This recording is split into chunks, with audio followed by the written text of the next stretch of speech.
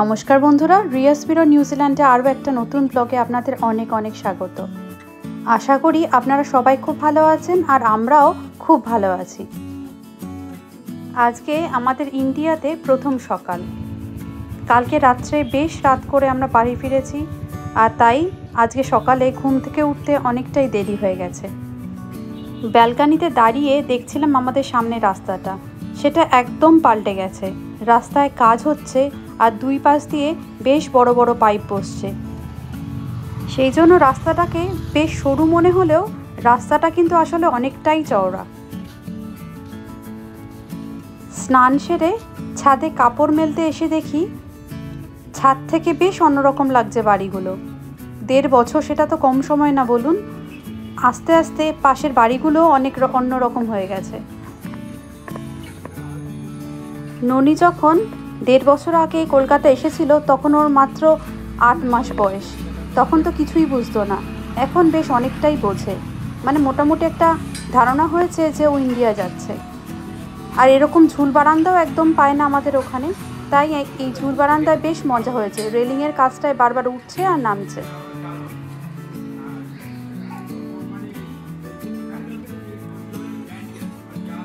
এটা খুব খিলে গেল সেই জ্যাকেটে।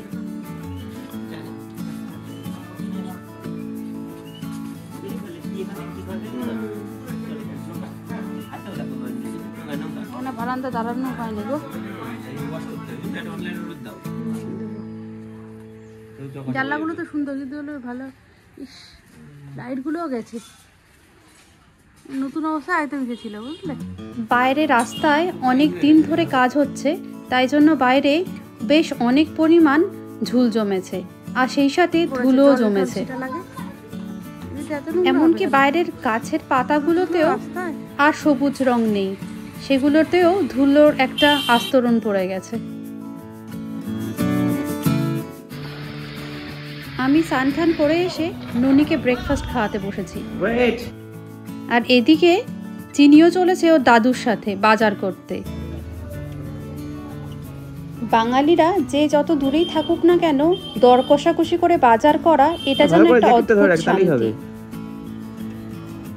ছোটবেলায় বাবাকেও দেখেছি জিনিসপত্র একেবারে যাচাই করে দেখে শুনে দর কষাকষি করে নিতে, কিন্তু নিউজিল্যান্ডে তো তা করার উপায় নেই। তবুও যেটুকুনি সম্ভব ভালো ভালো জিনিসপত্র দর কষাকষি না করতে পারলেও দেখে শুনেই নিই।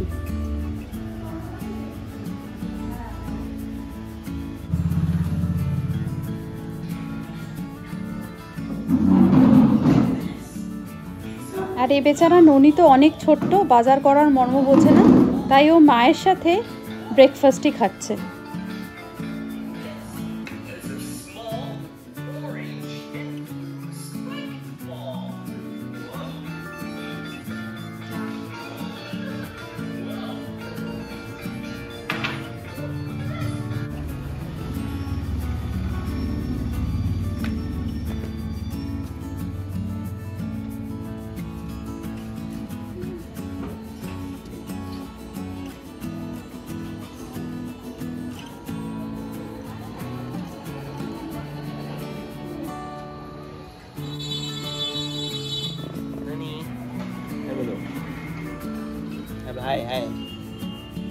নোংরা নোংরা ধুলো, রাস্তার মধ্যে ধুলো। তো আমাদের পেঁপে গাছটা মরে গেল, একটু পেঁপে হতো। বাপি বাজার করে এই চিংড়ি মাছ নিয়ে এসছে। অন্যান্য শাকসবজি তো আছেই, সেই সাথে এই চিংড়ি মাছগুলো বেশ ভালো লাগলো আমার।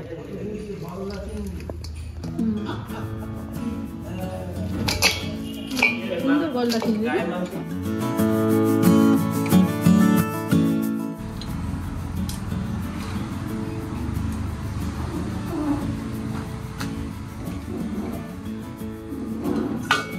কালকে আমরা এসে ল্যান্ড করলাম, তো আজকে এখন সন্ধ্যা, একটু রেস্ট নিয়েছি। রেস্ট নিয়ে এখন বিকালবেলায় এখন বেরোবো, মানে লোকাল বাজারে তো যেতেই হয়, এখানে ফুচকা খেতেই হবে। চিৎকার চেঁচামেচি শুনে বলেই হচ্ছে যে আমরা ইন্ডিয়ায় চলে এসেছি। আমার সব ননদের ছেলে, এই যে মেয়ে আবার ননি, ওদের খুব মজা। ননি চিনি ওদের খুব মজা। তো মাও এসছে, যে মা এই যে সবাই মিলে আজকে এখন বেরোবো ফুচকা খেতে, আর এখানে আশেপাশে তো এক্সপ্লোর করতেই হবে, সেই জন্য বেরোচ্ছি। তো বেরিয়ে আপনারা থাকুন আমার সাথে, দেখাবো যে ইন্ডিয়া কিরকম ঘুরছি আমরা। ননি চিনি সবাইকে নিয়ে ইন্ডিয়া আসাই খুব এক্সাইটিং, তার মধ্যে এখানকার ফুড তো আছেই। তো আজকে আমরা যাব ফুচকা খেতে, স্পেশালি ফুচকা খেতেই বেরোচ্ছি।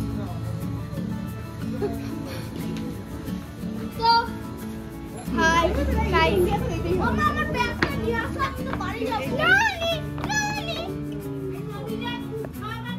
হ্যাঁ হ্যাঁ, রাত্রেবেলা এসে খাবো। এটা আমি হচ্ছে ভাগ্নি, এটা হচ্ছে আমি ভাগ্নি।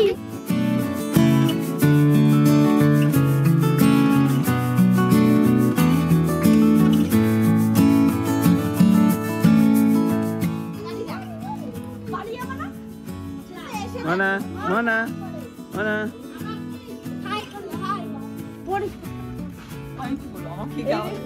আদরের ননদিনীকে নিয়ে আমরা বেরোচ্ছি, ভাগনা ভাগ্নি আমাদের সব বাচ্চা কাচ্চা নিয়ে। এই যে রিচা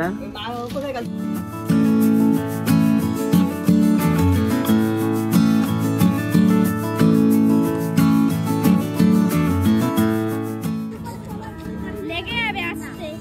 এখন কি করে যাবো আমরা? অটো করে নাকি অটো করে যাবো?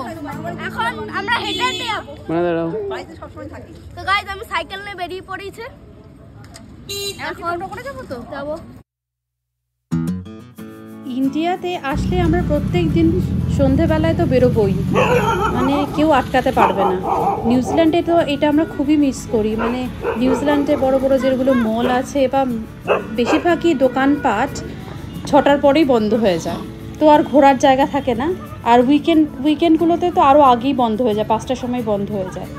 এখানে ইন্ডিয়া, বাংলাদেশ এই সমস্ত জায়গাগুলোতে 6টার পর থেকে আসল নাইট লাইফ শুরু হয়, মানে তখনই মানুষ অফিস থেকে এসে একটু ফুচকা খেতে যাবে, দোকানে কিছু কিনতে গেল।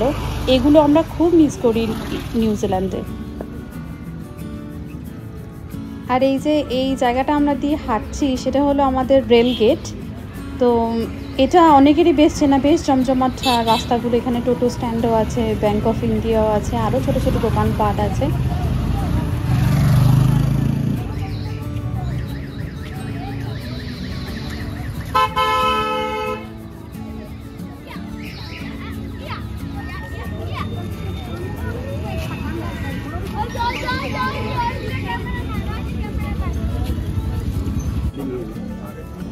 আর এটা হলো আমাদের দত্তপুকুর স্টেশন।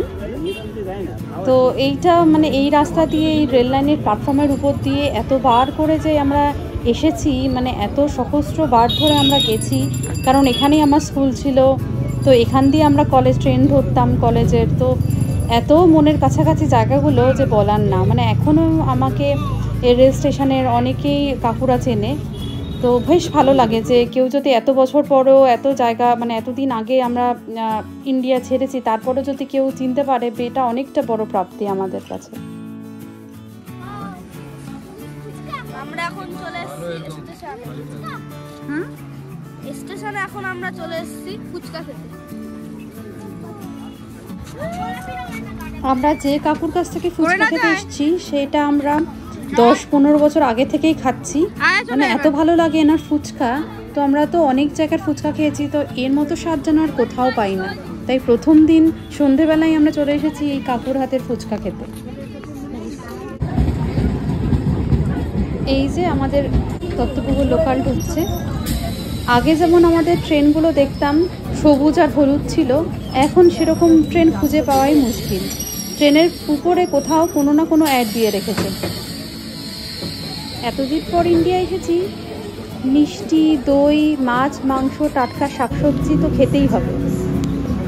অনেকক্ষণ দাঁড়িয়ে ট্রেন ঢোকা দেখলাম, তারপর গরম গরম ধোয়া ওঠা জিলেপিও নিয়ে নিলাম, আর সেই সাথে মিষ্টিও। গরম গরম জিলেপি আর সেই সাথে গরম গরম রসগোল্লা। আমরা ইন্ডিয়া থেকে অনেক কিছু জিনিস নিই, তার মধ্যে আরেকটা স্পেশাল জিনিস হলো চন্দনের কিটো। কারণ কিটো টাইপের জুতো নিউজিল্যান্ডে একেবারেই পাওয়া যায় না। আর পাঞ্জাবি বা ইন্ডিয়ান ওয়্যার বা টুকটাক এদিক ওদিক বাজার করতে যাওয়ার জন্য কিটো কিন্তু বেস্ট। ঢুকিয়ে পড়ে দিচ্ছে।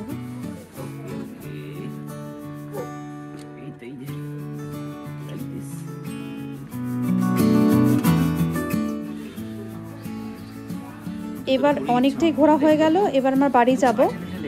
তাহলে বন্ধুরা, আমার এই ছোট্ট ব্লগটা আমি এখানেই শেষ করছি। আমার এই ব্লগটা যদি আপনাদের ভালো লেগে থাকে তাহলে লাইক, শেয়ার আর সাবস্ক্রাইব করে দিতে ভুলবেন না। আর আরও এরকম ভিডিও দেখার জন্য চোখ রাখুন আমার চ্যানেল রিয়াস মিরর নিউজিল্যান্ডে।